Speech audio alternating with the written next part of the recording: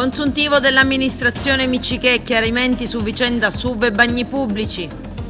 Vaccini senza prenotazioni ai bambini, disagi e disservizi. La Sicilia verso l'arancione, sfora 2 parametri su 3. Agrigentina Novax al ristorante è multata. Svolta nelle indagini dell'omicidio del 17enne ucciso a Noto, morto il 35enne ferito nell'agguato di Messina, scommesse illegali, 33 arresti, coinvolto anche l'Agrigentino, mafia in manette 16 persone a Catania. Oggi giornata di formazione per gli architetti, 23esima edizione del premio Buttitta, gli elaborati devono essere presentati entro il 13 marzo. Sono passati 26 anni dalla morte del piccolo Di Matteo ucciso dalla mafia. Per evitare che il padre collaborasse, tutto pronto a Montevago per le iniziative legate al terremoto del 68 che devastò il Belice nella notte fra il 14 e il 15 gennaio.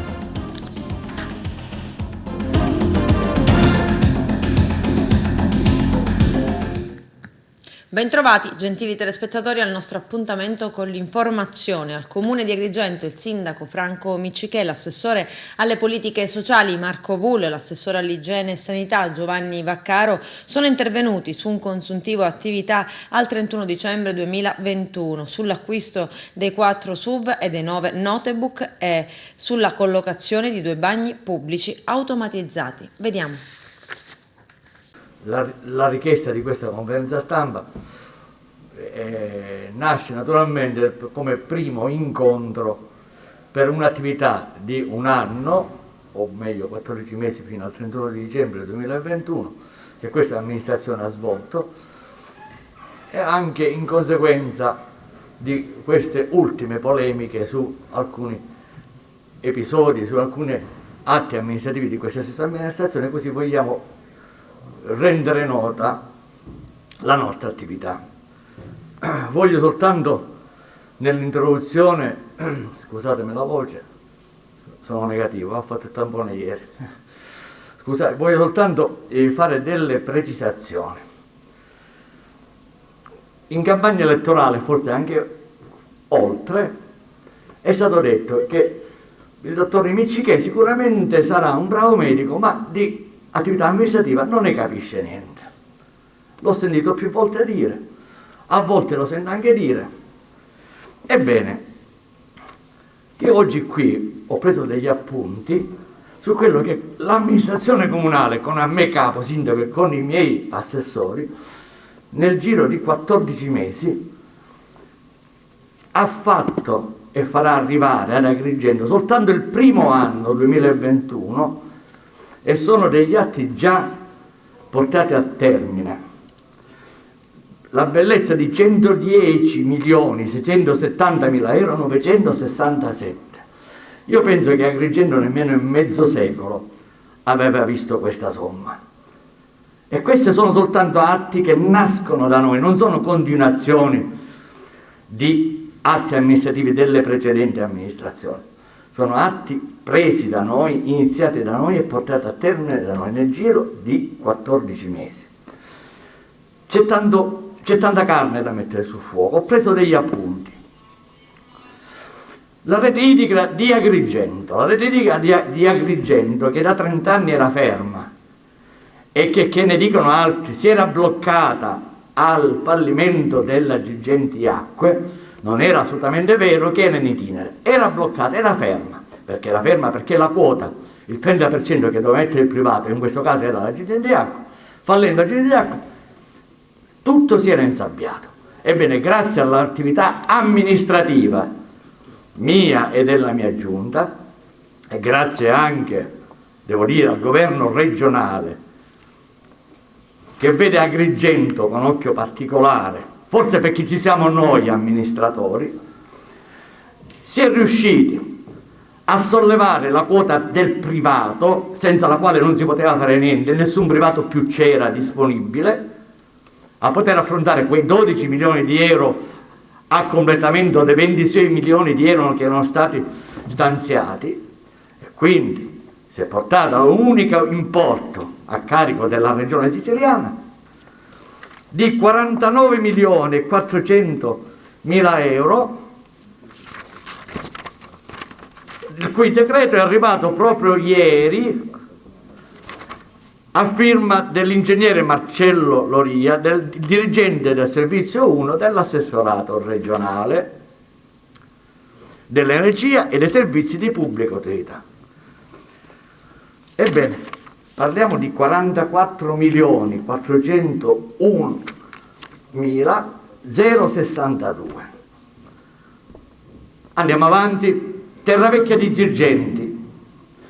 Evitata la revoca del finanziamento, rimodulazione del progetto, ottenuto nuovo finanziamento. Quindi si parte dall'inizio. 9 milioni di euro.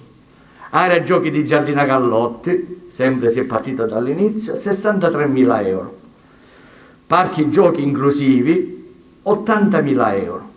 Investitalia. Cos'è Investitalia? Un finanziamento per il progetto, finanziamento esclusivamente per il progetto definitivo ed esecutivo per l'ampliamento del porticciolo turistico di San Leone, ivi compresa la riqualificazione del lungomare di San Leone stesso. 900.000 euro esclusivamente per il progetto.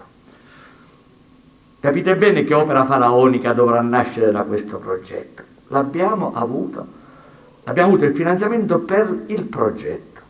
Asilo Nido e Seneto, riqualificazione statica, energetica e funzionale, 1.373.805.000 euro, quindi 1.373.000 euro.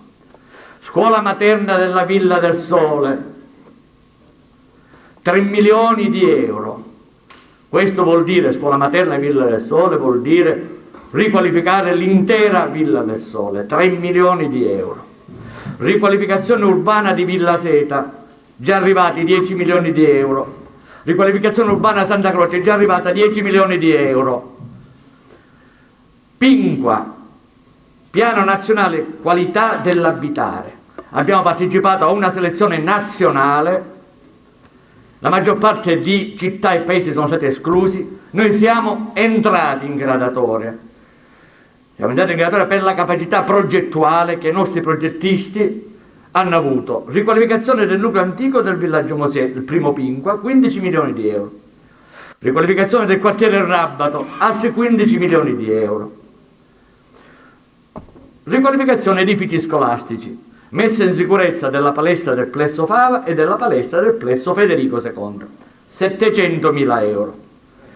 Manutenzione straordinaria del viale Emporium, finalmente si potrà asfaltare il viale Emporium, che è un colabrodo, 1 milione di euro.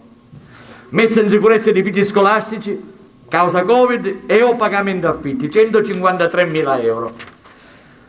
Totale 110.000 euro, 110 milioni di euro, scusate, 670.000 euro.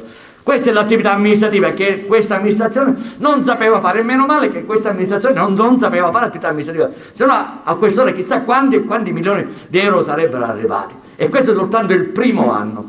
Poi voglio aprire una parentesi e voglio fare anche un chiarimento.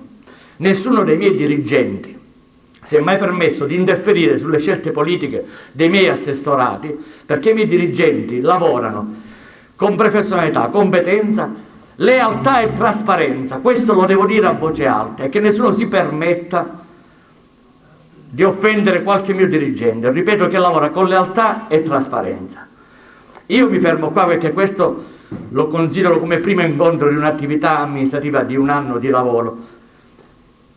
E c'è tanta carne al fuoco, come dicevo, quindi ho bisogno di altri incontri per dimostrare a voi quello che questa amministrazione ha fatto. La Sicilia si avvicina a grandi passi verso la zona arancione, già sforate 2 dei 3 parametri per il passaggio di colore, l'incidenza settimanale dei casi superiore a 500 ogni 100.000 a fronte della soglia di 250 e l'occupazione dei reparti ordinari da parte dei pazienti Covid che ieri è arrivata al 31%, il tetto è il 30%.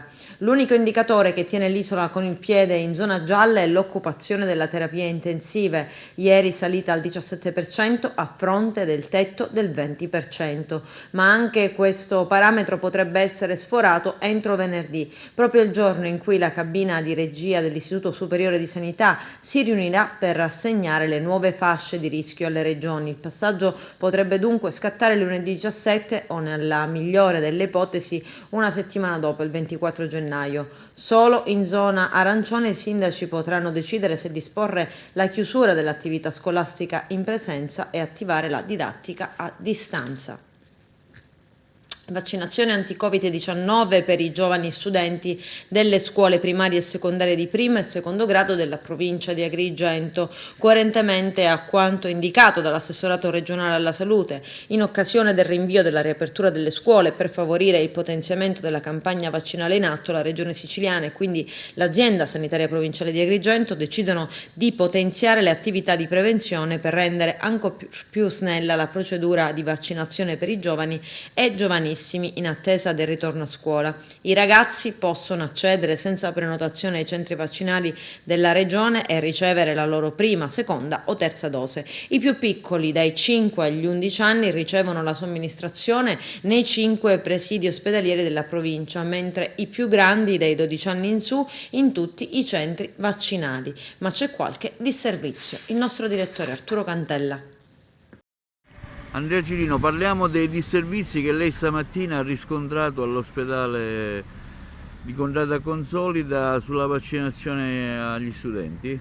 Guardi, l'ospedale San Giovanni di Dio è inadeguato per la vaccinazione dei bambini dai 5 a 11 anni.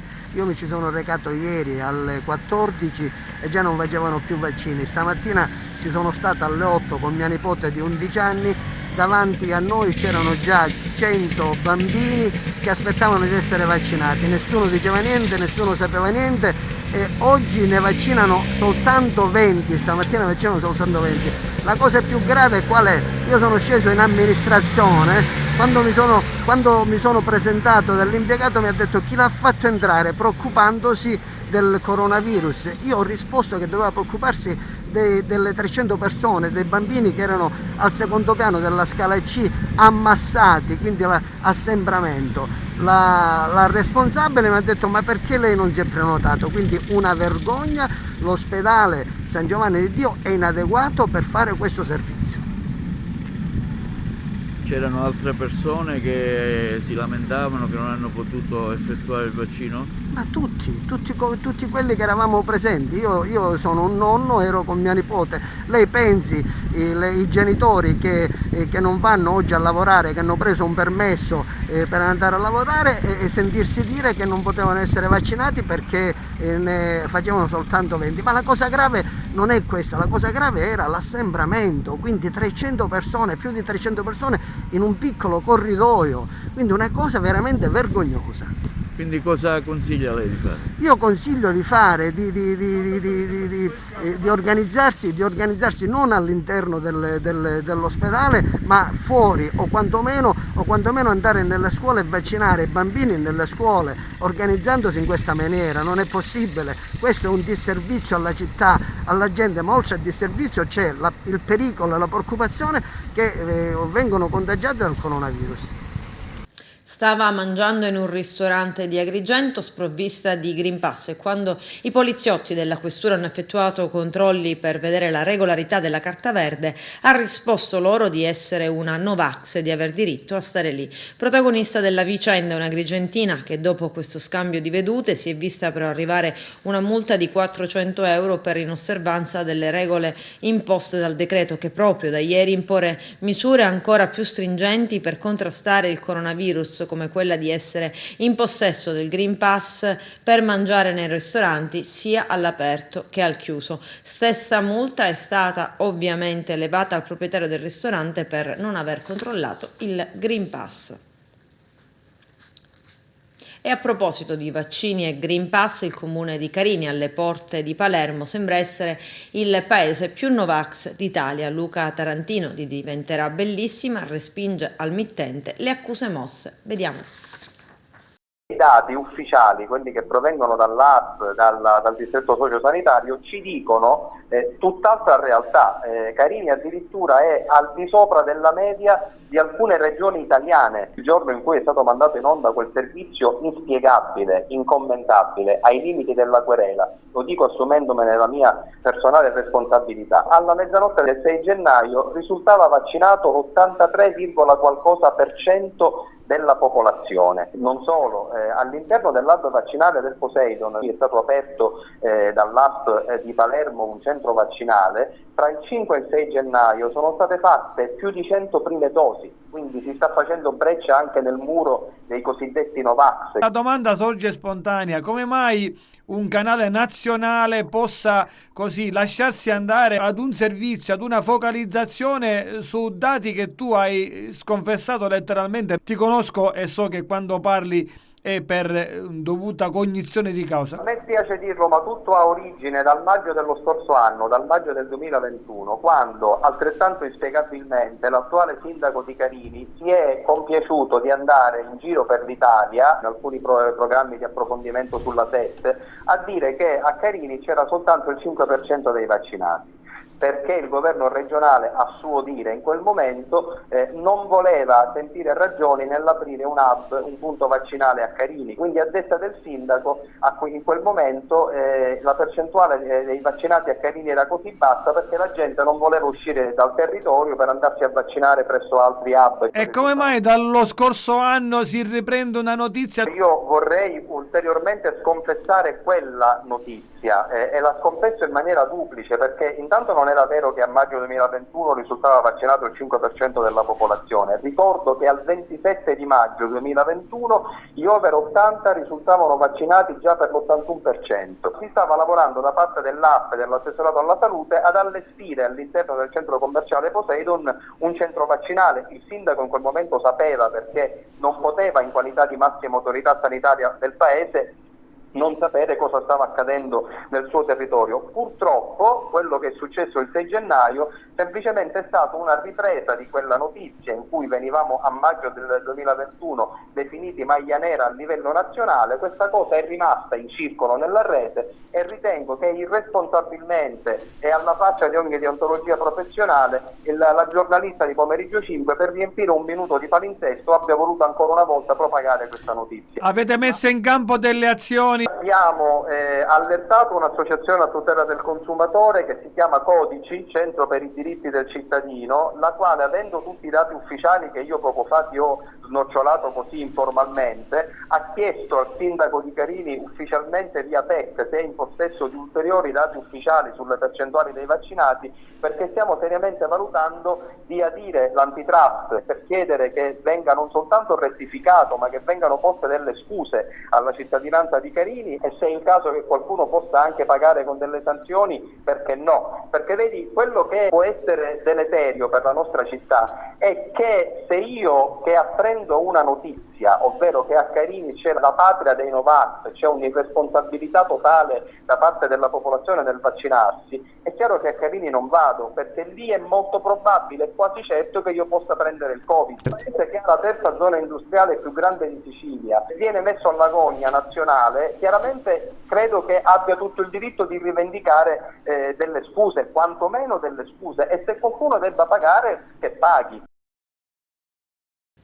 C'è una svolta nelle indagini sull'omicidio di Pierpaolo Mirabile, il 17enne di Noto, centrato alla testa da un proiettile il 2 dicembre scorso, è morto 2 giorni dopo in ospedale a Catania. Il 33enne, accusato dell'omicidio anch'egli di Noto, ha confessato di aver esploso lui colpi di pistola, specificando però che le sue intenzioni non erano di uccidere il ragazzino, e quanto emerso nel corso dell'interrogatorio dell'uomo davanti al GIP del Tribunale di Siracusa. Al termine dell'udienza il 33enne è stato accompagnato in carcere come disposto dal giudice. Secondo le indagini dei carabinieri, prima degli spari vi sarebbe stata una lite furiosa tra due gruppi di persone, alimentata dall'abuso di alcolici, in particolare tra l'indagato e il padre della vittima, che per gli inquirenti era il loro obiettivo. L'interrogatorio dell'indagato era slittato perché nei giorni successivi al fermo è risultato positivo al Covid-19, per cui si è attesa la sua guarigione prima di poterlo sentire.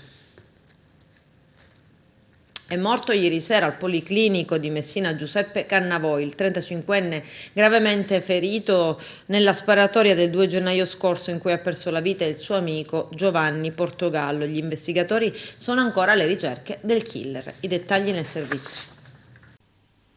È morto ieri sera al Policlinico di Messina Giuseppe Cannavò, il 35enne messinese rimasto gravemente ferito durante una sparatoria. L'uomo era stato vittima di un agguato mortale avvenuto nel pomeriggio del 2 gennaio scorso nel quartiere di Camaro San Luigi a Messina. In quell'occasione venne ucciso Giovanni Portogallo, 31 anni. Cannavò rimase invece ferito. I due si trovavano assieme quando sono stati raggiunti da alcuni colpi di pistola. 4 proiettili avevano raggiunto Portogallo, 2 alla schiena e altrettanti alle gambe, non lasciandogli scampo. Altri invece avevano colpito Cannavò al collo, rendendo necessario il suo trasferimento al pronto soccorso dell'ospedale Piemonte, poi al Policlinico, dove l'uomo è stato sottoposto a un delicato intervento chirurgico. In un primo momento le sue condizioni sembravano migliorate, ieri sera invece è avvenuto il decesso. Gli investigatori sono ancora alla ricerca del responsabile dell'agguato.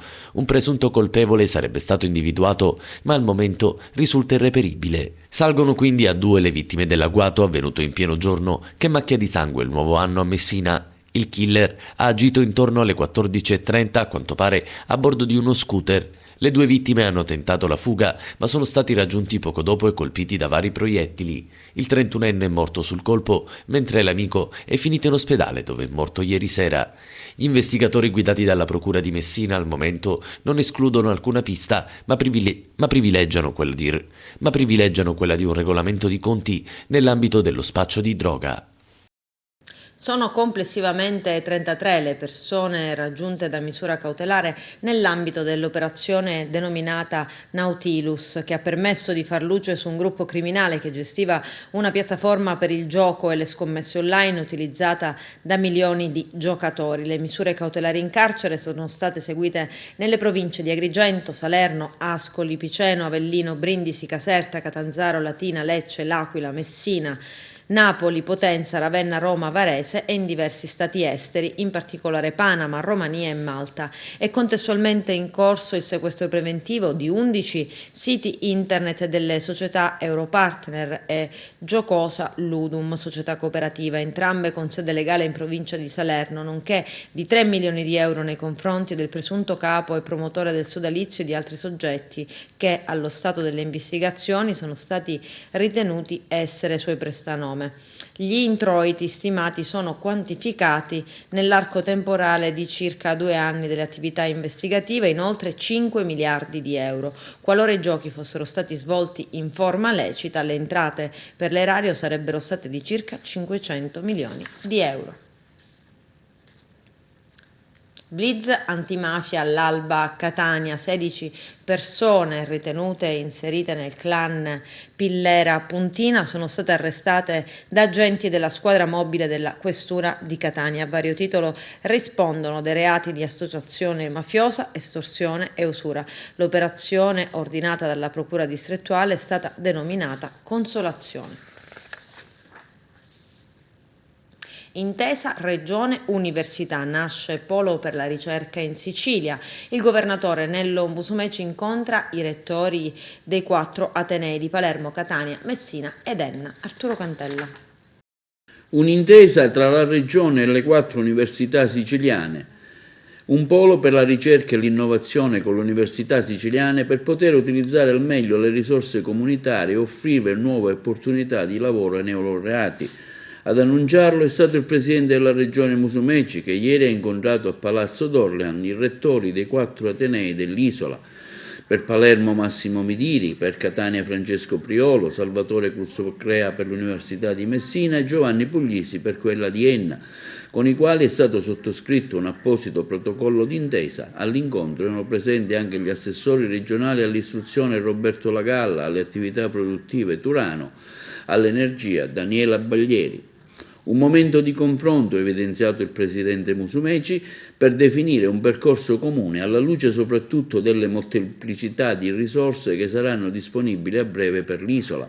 Regione e atenei, siamo stati chiamati ad affrontare insieme nei prossimi mesi sfide vecchie e nuove, dalle energie rinnovabili alla sismicità, dalla desertificazione al cambiamento climatico, dal digitale all'idrogeno, solo per fare alcuni esempi. Ecco perché con i 4 rettori abbiamo firmato un protocollo d'intesa per la creazione di un tavolo partenariale da attivare fin da subito e servirà una strategia comune per le procedure di una candidatura nell'ambito delle risorse del PNRR e per ogni altro settore di intervento in seno al nuovo ciclo di programmazione dei fondi delle politiche di coesione. Da tutti i rettori è stata condivisa la proposta del governo regionale di avviare l'iter per la costituzione di un'agenzia regionale della ricerca. In questi 4 anni la politica della regione verso le università è stata costante e molto attenta, ha sottolineato il presidente della conferenza dei rettori delle università siciliane Puglisi. Concordo con l'importanza di un'agenzia regionale che parta dagli atenei e raccolga gli enti pubblici e privati che si occupano di ricerca. Il sistema universitario è pronto a fare la sua parte. È fondamentale la necessità di fare sistema per utilizzare al meglio le risorse messe in campo dal PNR. È un'occasione unica per ridurre il gap infrastrutturale che esiste tra nord e sud, questo quanto osservato da Priolo. Questo protocollo d'intesa è un atto di riconoscimento del ruolo svolto dalle università siciliane nel campo dell'innovazione e della ricerca, ha aggiunto il rettore Cuzzocrea. Per Midiri, infine, le risorse ci sono, bisogna saperle spendere bene e dobbiamo investirle per fare in modo che l'università sia l'anticamera del lavoro per i nostri studenti. A Palermo i carabinieri hanno arrestato 3 giovani, fra cui un minorenne, indagati di rapina aggravata e porto di oggetti atti ad offendere. I militari sono intervenuti in piazza Don Bosco, dove un trentenne ha raccontato di essere stato vittima di una rapina da parte di 3 banditi, uno dei quali armato di pistola a bordo di 2 monopattini che lo hanno minacciato e costretto a consegnare denaro contante e un telefono cellulare. I carabinieri hanno rintracciato i presunti responsabili nei pressi di Via Libertà, dove sono stati notati e riconosciuti dalla stessa vittima intenta a rientrare a casa. Nel corso della perquisizione gli investigatori hanno trovato il telefono cellulare del trentenne, un coltello a serramanico, 3 passamontagna, un paio di guanti neri e una pistola a salve con caricatore contenente 4 cartucce. I poliziotti della squadra volanti della questura di Agrigento hanno denunciato a piede libero alla procura 2 agrigentini di 25 e 24 anni perché sorpresi a seguito di un controllo nel centro cittadino in possesso di 14 grammi di hashish. All'autorità giudiziaria risponderanno di detenzione di sostanze stupefacenti ai fini di spaccio.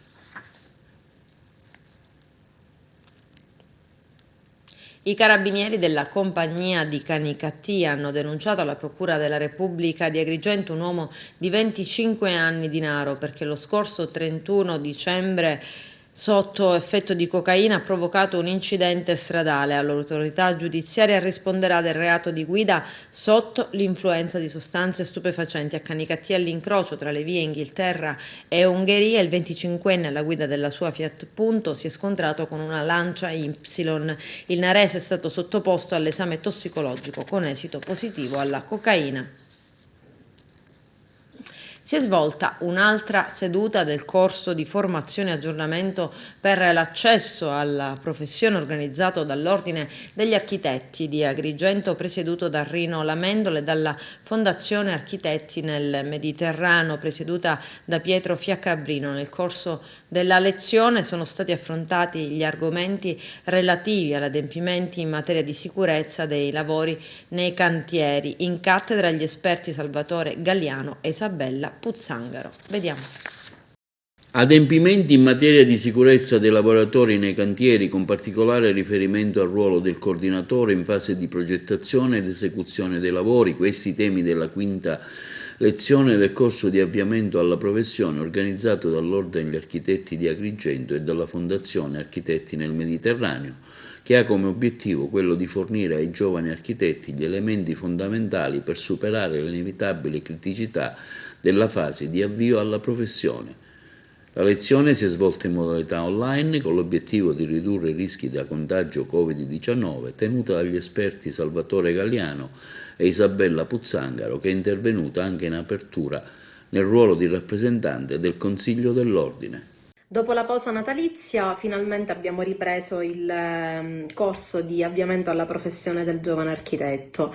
Salute e sicurezza sui luoghi di lavoro, sicurezza dei cantieri in fase di progettazione, sicurezza dei cantieri in fase di esecuzione. Questi saranno i temi che verranno trattati oggi durante questa quinta lezione, quindi durante questo quinto incontro con i colleghi. Come premessa alla presentazione degli argomenti che io stessa in una prima fase tratterò, risulterà certamente utile per ogni architetto, per ogni giovane architetto, entrare a conoscenza e quindi conoscere l'evoluzione che la normativa ha avuto nell'ambito della sicurezza nel corso dei decenni fino ad arrivare ai giorni di oggi. Parlerò naturalmente del decreto legislativo 8108, parliamo di un decreto abbastanza vasto, per cui mi limiterò a dare delle nozioni base, delle determinate nozioni che serviranno naturalmente a familiarizzare più che altro con questo tema, con questo nuovo tema che appunto riguarda la sicurezza nei cantieri. Quindi affronteremo diversi temi come per esempio la differenza tra rischio, pericolo e danno, parleremo di prevenzione e protezione, parleremo dell'organigramma aziendale, quindi le figure più importanti nell'ambito della sicurezza, quindi RSPP, il medico competente, l'RLS, il preposto, quindi tutte le figure più importanti, fino ad arrivare naturalmente ai documenti cardini della sicurezza. Se da un lato tutto ciò serve appunto a familiarizzare, come ho già detto, con il tema, questo nuovo tema della sicurezza sui luoghi di lavoro, d'altro canto parlare appunto per linee generali servirà e faciliterà naturalmente l'approccio con il secondo intervento di quest'oggi, che è redatto appunto dall'architetto Salvatore Galiano, il quale proprio entrerà nello specifico della cantieristica, quindi delle figure all'interno del cantiere, sempre naturalmente nell'ambito della sicurezza, e quindi entrerà nello specifico nella fase di progettazione e di esecuzione appunto dei lavori. Si è concluso il quinto incontro del corso di avviamento all'attività professionale di architetto dei giovani colleghi. Ho relazionato sull'argomento relativo alla sicurezza dei cantieri temporanei e mobili. In Italia la sicurezza sui luoghi di lavoro in generale è prescritta dal decreto legislativo numero 81 del 2008.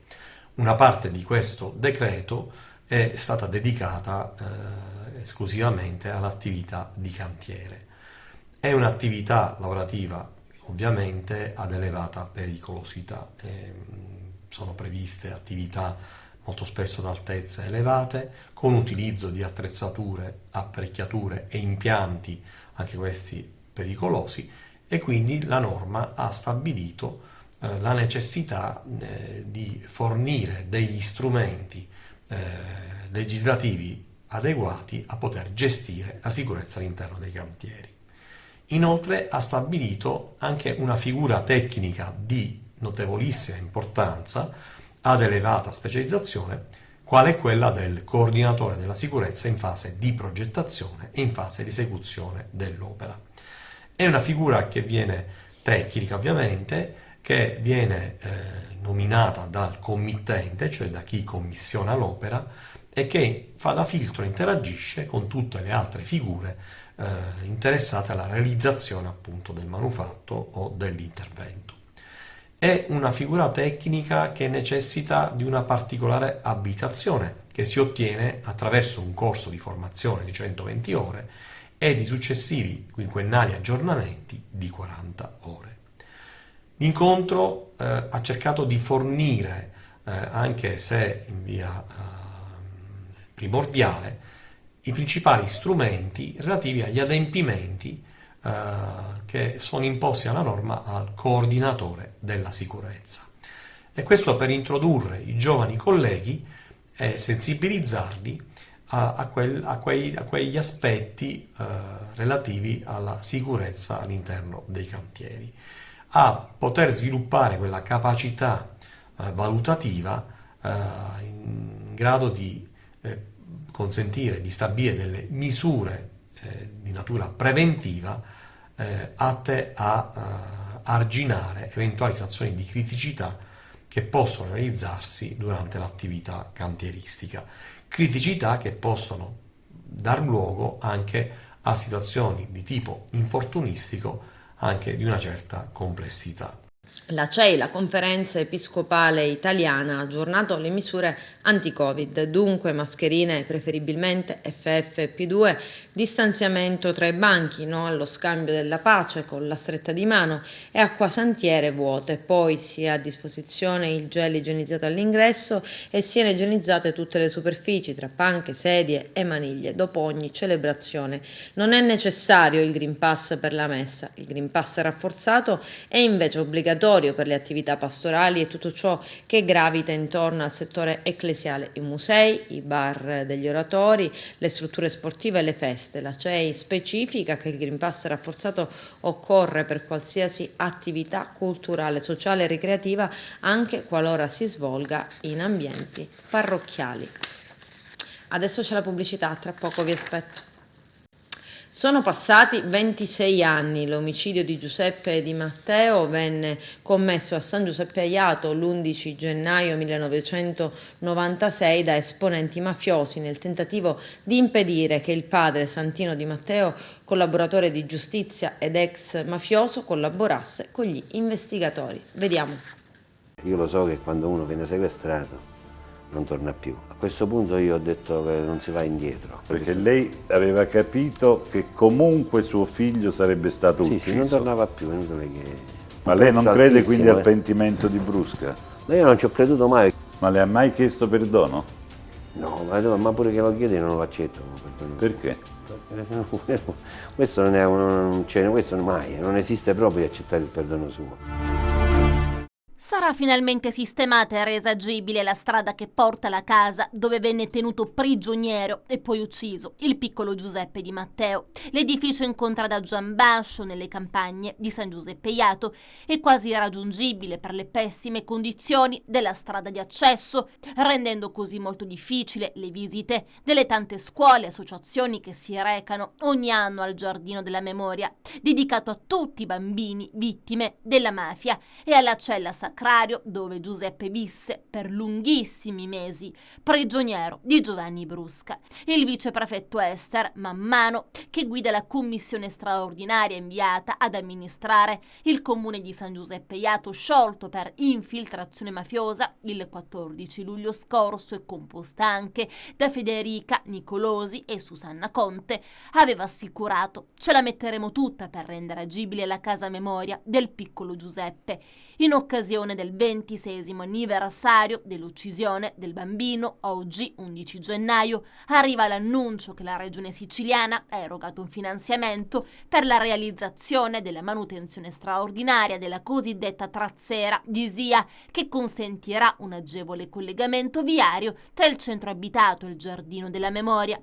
Così oggi, proprio presso il Giardino della Memoria, cura del gruppo archeologico Valle dell'Aiato e dell'Istituto Professionale Agrario di San Cipirrello, verranno posti a dimora 3 alberi che rappresentino la rinascita di quel sito, la sua trasformazione da luogo di atrocità e barbarie a quello di risveglio sociale che nel bello raggiunge il buono. Alliberatevi dello cagnoleddo. Così 26 anni fa Giovanni Brusca diede l'ordine di uccidere il piccolo Giuseppe Di Matteo, neanche 15 anni. Era l'11 gennaio del 96 quando Giuseppe, Monticciolo, Enzo Brusca e Vincenzo Chiodo prima strangolarono e poi sciolsero nell'acido il ragazzino. Erano passati 779 giorni da quando era stato rapito dal maneggio di Piana degli Albanesi il 23 novembre del 93 da un comando di Brancaccio su ordine dei capi mafia Giuseppe Graviano, Matteo Messina Denaro, Leoluca Bagarella e Giovanni Brusca. L'obiettivo era convincere il padre Santino, diventato collaboratore di giustizia, a ritrattare le rivelazioni su Cosa Nostra. Giuseppe, durante la prigionia, venne spostato in diverse celle, nei paesi del Palermitano, il Trapanese, l'Agrigentino, fino al Casolare in contrada Giambascio, nel territorio di San Giuseppe Jato, il paese di Brusca. Il Casolare è ancora lì, confiscato al clan e trasformato nel giardino della memoria che ricorda Giuseppe e le tante altre piccole vittime. Perché non è vero che i sedicenti uomini d'onore rispettassero i bambini e le donne. La drammatica e lunga agonia del piccolo Di Matteo ne è l'esempio più chiaro e lampante, una crudeltà che si respira ancora nel Casolare. C'è persino la rete del letto sul quale Giuseppe era incatenato, nella stanza interrata, raggiungibile sull'attraverso un passaggio mobile. Rispettiamo le leggi e la sentenza dello Stato. Giovanni Brusca non potrò mai perdonarlo. Mi ha ucciso il figlio che conosceva bene e con cui ha giocato in casa. Nel mio cuore, come posso umanamente perdonarlo? Non ammise sconti nelle parole mamma Franca Castellese alla notizia della scarcerazione avvenuta mesi addietro di Giovanni Brusca, l'uomo che volle morto suo figlio. E anche il fratello del piccolo Giuseppe Di Matteo aveva ribadito: come familiare di un bambino ucciso non posso mai accettare una cosa del genere. Io credo che mia madre non perdonerebbe mai una persona che gli ha ucciso il figlio. È difficile da perdonare per tante persone comuni che ci hanno dato la loro solidarietà e stima vera per quanto successo, figurarsi per un familiare. Il centro artistico e culturale Renato Guttuso di Favara, presieduto da Lina Urso Gucciardino, ha organizzato la 23esima edizione del Premio di Arte e Cultura Ignazio Buttitta. Arturo Cantella. Ritorna anche quest'anno il Premio di Arte e Cultura dedicato al poeta siciliano Ignazio Buttitta, come sempre su iniziativa del Centro Artistico Editoriale e Culturale Renato Guttuso di Favara. Diretto da Lina Urso Gucciardino, siamo alla edizione numero 23. Il premio si articola in 5 sezioni. Poesia in lingua siciliana, possono partecipare i poeti residenti nel territorio europeo e si possono inviare non più di 2 composizioni. E la poesia non potrà superare i 70 versi dattiloscritti. Cuntu o racconto in lingua siciliana, il racconto dovrà essere inedito e non dovrà assolutamente superare le 3 cartelle dattiloscritte. Quindi quello dedicato ai libri editi di poesia e narrativa dell'ultimo quinquennio in lingua siciliana, la narrativa deve avere come argomento temi di tradizione e cultura siciliana. Quindi i saggi relativi alla cultura siciliana, i libri dovranno avere come argomento temi inerenti alla cultura della nostra isola. Un premio dedicato ai giovani, una sezione per gli alunni delle scuole di ogni ordine e grado, che possono partecipare singolarmente con elaborati di gruppo. Quindi con poesie, prose e quant'altro, sempre con le limitazioni e con le stesse modalità delle altre sezioni del premio. I concorrenti delle varie sezioni dovranno inviare i plichi presso il Centro Culturale Renato Guttuso a Favara, specificando posta 1. Gli elaborati dovranno pervenire al comitato organizzatore entro il 13 marzo. La cerimonia di consegna dei premi ai vincitori avverrà grosso modo, presumibilmente il 25 giugno. Non è prevista nessuna quota di partecipazione. Ai primi 3 vincitori di ogni sezione verrà consegnata una targa in ricordo artistica. È tutto pronto a Montevago per le iniziative e il ricordo del 54esimo anniversario del terremoto che la notte fra il 14 e il 15 gennaio 1968 devastò la valle del Belice. Seppur con le restrizioni imposte dalle misure per il contenimento del Covid, ha detto il sindaco Margherita La Rocca Ruvolo, il comune di Montevago renderà onore alle vittime del sisma e ricorderà la tragedia del 68 con diverse iniziative culturali e religiose che hanno l'obiettivo di tenere viva la memoria collettiva del Belice, trasmetterla alle nuove generazioni. Sarà per tutti un'emozione immensa, prosegue, poter rivedere esposti in una mostra dopo 54 anni i reperti ritrovati nella vecchia cattedrale distrutta dal sisma. Calcio, novità in casa Acragas sul fronte del calciomercato, è rinviata nuovamente Enna Mazzarese. Carmelo Lentini. È questione di qualche giorno, ma sembra proprio che finalmente la società cragantina sia pronta a svelare i nomi dei prossimi colpi di mercato. Tante le voci, molte le indiscrezioni e c'è pure chi ipotizza la provenienza di questi calciatori. Questo quando diramato attraverso un comunicato stampa della società che leggiamo integralmente. La società Cregas si appresta a piazzare 2 grossi colpi di mercato. Il direttore generale Giuseppe Deni e il vicepresidente Carmelo Cagliari sono partiti alla volta di Barcellona, in Spagna, per chiudere la trattativa con 2 ottimi calciatori con l'obiettivo di rafforzare ulteriormente l'Akragas in vista della ripresa del campionato di eccellenza. Si tratta di un esterno offensivo e di una prima punta, 2 giocatori comunitari che innalzerebbero senza dubbio il tasso tecnico della squadra allenata da Giuseppe Anastasi. La firma dei 2 atleti è addirittura d'arrivo e non appena giungerà l'ufficialità dell'ingaggio saranno svelati i loro nomi. Intanto, dopo il rinvio per casi di positività di qualche settimana fa, il recupero della 13ª giornata a Enna Mazzarese è stata nuovamente sospesa nei primi minuti del secondo tempo a causa della nebbia e rinviata a data da destinarsi. Sul risultato di 1-0 con l'Enna di Sebi Catania grazie alla rete segnata da Caronia. Con questo è tutto, termina qui l'edizione del telegiornale. Grazie per la gentile attenzione e per essere stati con noi. A presto.